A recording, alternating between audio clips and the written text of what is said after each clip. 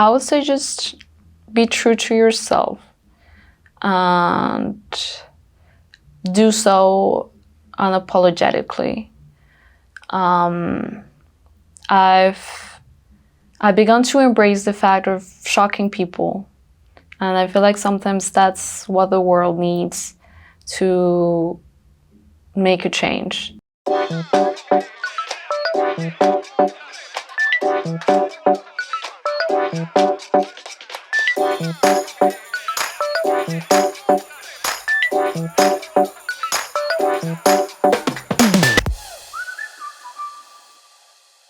I do remember my mom didn't want to dress me as in a traditional girly way, but still, it showed more of what they thought maybe I should be. And as I grew up and as I grew older, I realized I wanted to dress in a different way. I do remember they didn't quite like it sometimes, and they would like openly express it in not a very nice way. I'm not trying to say it necessarily came from a bad place, but instead of helping you build your style, those sort of things can just make you like sort of close yourself. Surpass that was the first sort of challenge I endured, and which actually I feel helped me to find the way I actually wanted to express myself. So when I was very little, I had this very long brown hair. And I sort of had the same look until I was like 18, 19. I feel it's sort of something I did to feel more comfortable with my peers and with my friends. But then in college, I would say was the first time I actually started exploring more of how I wanted to look. I left home when I went to college, so I didn't live with my parents anymore. I lived in a new city in Bogota, in Colombia. I started thrift shopping. That was a whole change as well, because that's the way I feel like I truly began finding my style. In that sense, I'm not sure I have one style or a single style. It's more of a mood or how I'm feeling every day. And I feel like thrift shopping is sort of a whole experience. So I just sort of go finding or looking for things that talk to me. And so I sort of change a bit every day. So today I'm wearing sort of flowers and pink, but then tomorrow I might be all black because I like having or finding sort of statement pieces like accessories, earrings, necklaces. I like mixing it up and sort of find a balance between opposites maybe. I will say sometimes I find fashion in France a bit more conforming, a bit more like canon fashion. I feel like Colombia is, especially in the big cities like Bogota, and sort of Cali as well, but more in Bogota, you find more and more these young people exploring their own styles. And I feel since we're such a young country in terms of fashion, maybe it's what I feel. Maybe that still gives people a lot of liberty when it comes to exploring how they want to look. It's not the majority of them, sure. If I dressed like this in Colombia, I still get a lot of looks. But I also do here in Paris. And before I came, I imagined it would be a very open, or, this image of Paris is la capitale de la mode, je sais pas, but in the end, you find a bit of everything, but I feel like you also find a lot of more canonically or of styles that sort of follow what you find on the internet, or that's worn by influencers or by big brands. And so I will say it's maybe two very different ways of exploring fashion in both countries. I feel like we all care, maybe even if it's just a bit. I just try to not let it get to me. Found a way to enjoy kind of shocking people, and that's kind of funny because I don't feel like I have that weird of a taste in fashion, or that shocking, or that much of a shocking way of looking. Because sometimes when I go out in the streets, I get a lot of looks, especially from older people, older women, who look quite shocked by how I look, who look me up and down and look at my tattoos. And, well, men, I'm not sure they deserve a lot of comments on. Harassing exists everywhere. It is true that I felt it more back in Colombia, but it still exists everywhere. To me, the way I react to it, or the way I try to deal with it, is just when I walk on the streets, I just have my gaze just in front of me. I don't even give, or try not to give, the least opportunity to let something get to me.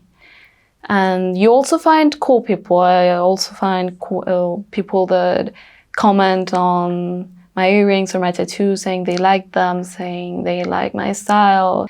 To me, that's very rewarding. That can brighten someone's day when you comment or say you like something they're wearing, or how they choose to express themselves, because in the end it's sort of complimenting their personality as well. I have a partner. I do have a partner right now. I would say we dress very differently. He's more of the type of person that looks for just comfort. We share certain pieces of clothes, well, because we live together as well, so we have a shared wardrobe. Mostly I borrow a lot of his stuff. He does borrow some of mine as well, so that's fun. To me, it's a mood. I honestly do not follow a lot of the fashion world. Well, you sort of inevitably find that if you have Instagram or TikTok, and I receive all of this information at the same time, so I just try to choose or to pick very selectively what I do like. For instance, I'm a vegetarian, just to give an example. So to me, wearing leather, even if it's vintage, it's a no for me. And I will respect everyone who chooses to wear it, but to me, I actually prefer looking for vegan leather, which is quite weird to find here in France. I try to pick what I like, and then maybe look for a way of making it my own style. And maybe that is fashion. It's just all of us choosing how we want to, or the way we want to present ourselves, and what we do with it. I have friends who work in fashion. They love it. But what I see from my perspective through their eyes, I don't always like what I see.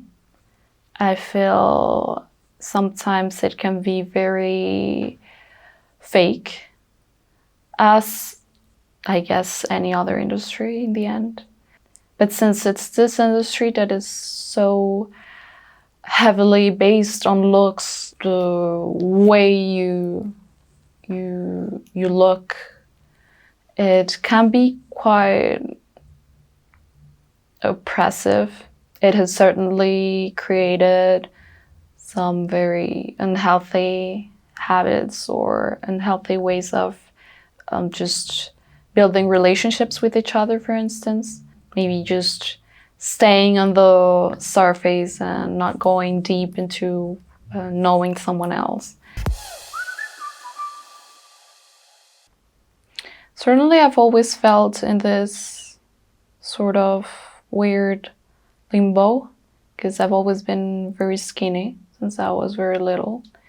And that is certainly the way, like a sort of an ideal that fashion industry has always looked forward to, or to the way they portray the bodies. Still, I feel like no matter how you look, the way women, or the way the standards have been built around women's bodies, in the end I feel like it makes us all feel like we're never enough. No matter how skinny you are, or no matter how curvy you are. Just to say, I remember I always felt very self-conscious about my body since like the age of 12. I remember I had a friend, we were very little because we were around 12 years old, but she told me she would always walk while sort of holding her breath, sort of clenching her muscles, her stomach, so she would look a bit skinnier. And that really has really stuck to me. I still remember it because I thought to myself, like, oh, like, what is this? Like, why would you go through feeling uncomfortable just to show something that maybe you feel like people have put into your head that you should look like, and especially since that very young age, and we get all of this information all the time, and maybe we're not always conscious of it. And although I say all of this, I obviously still struggle with my own body every day, or with how I choose to dress myself every day. Sometimes I try to use my style or how I'm feeling to choose something that will make me feel a bit better, make me feel like I can also be sort of a safe space for myself. Certainly, as a Latina, who apparently doesn't look like one. I don't know, I've sort of struggled also looking through this idea of identity, of representation, because when you talk of representation, you're also implying that there's an idea of what something looks like, of how a woman should look, how a man should look, or how a woman from certain origin or with certain skin color should look like. And that is, I feel like, something we have to be careful about when we talk about representation. Representation matters as it puts something on the table, which is how diverse we all are. We still have to sort of fight to get more people represented through the media or through the fashion industry, because it will certainly help with, especially little kids. I think of little kids that are growing up looking at themselves and getting these ideas of how they should or they shouldn't look. Being able to find someone who tells them, I went through something like that, and we all struggle with that every day. I would say just be true to yourself and do so unapologetically. I've begun to embrace the fact of shocking people, and I feel like sometimes that's what the world needs to make a change. Just getting a bit shocked, getting out of your comfort zone, and be queer in all, like, what the word means.